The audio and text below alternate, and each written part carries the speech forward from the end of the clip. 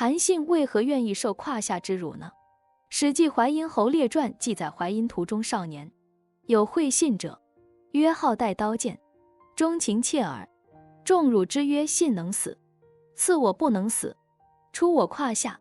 于是信孰视之，俯于胯下匍匐，一世人皆笑信以为妾。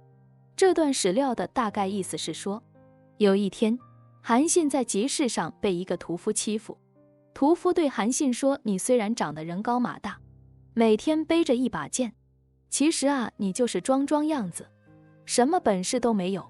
如果你真有本事的话，你敢用你的剑来刺我吗？如果不敢，你就从我的裤裆下钻过去。面对恶霸的侮辱，韩信明白强龙不压地头蛇的道理，他就当着众人的面爬在地上，从那个屠夫的裤裆下钻了过去。围观的众人都耻笑韩信胆怯，这就是史上著名的胯下之辱。史书上对韩信的记载，大概就是从他少年时代开始的。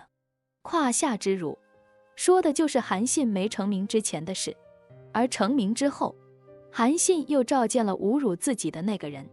当年让他从胯下爬过去的少年，他却把他封为了中尉，告诉在场的所有人说，就是这位壮士，当年他侮辱我时，我难道不能杀了他吗？杀了他也不会扬名，所以我就忍了下来，才有了今天的成就。当年韩信为什么能忍下胯下之辱呢？韩信的成功和胯下之辱有关系吗？第一，跟韩信自身所受的教育有关。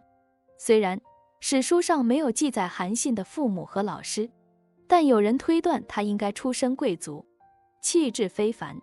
从现今社会推断，凡是家教好的孩子，不会与混混为伍，也不会与他们一般见识。韩信面对无赖就是这种心理。第二，大丈夫不成匹夫之勇，不为妇人之仁。当时的情况呢，韩信就是一个没落的贵族，之后吃了上顿没下顿，经常去别人家讨饭吃，空有一身本事，却无用武之地。此时韩信钻胯下，对他来说是种打击，也是一种磨练。一位大丈夫应当能屈能伸。第三，韩信有远大志向，要做一番大事业。作为一个有理想的人，不会在一些鸡毛蒜皮的小事上纠结。当时韩信杀了对方，不能够说他有多英勇，也不能说从胯下钻过去就证明自己不行呢。第四，韩信是有大志的人，有长远规划，把未来看得比当前重要的多。当年韩信是完全可以一剑击杀屠夫的，但是在大秦治下，杀人者死，韩信杀人之后会必死无疑。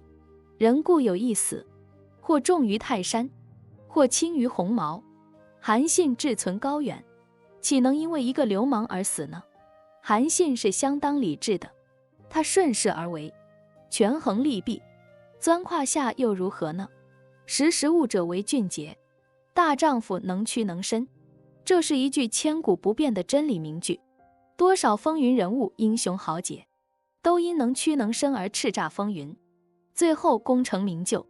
韩信从长远之处考虑，泰然受胯下之辱，奋发上进，努力创造新的人生，为大汉的创立立下了不朽功勋，最终成为了一代兵仙。欢迎关注我的频道，这样就不会错过更多精彩内容。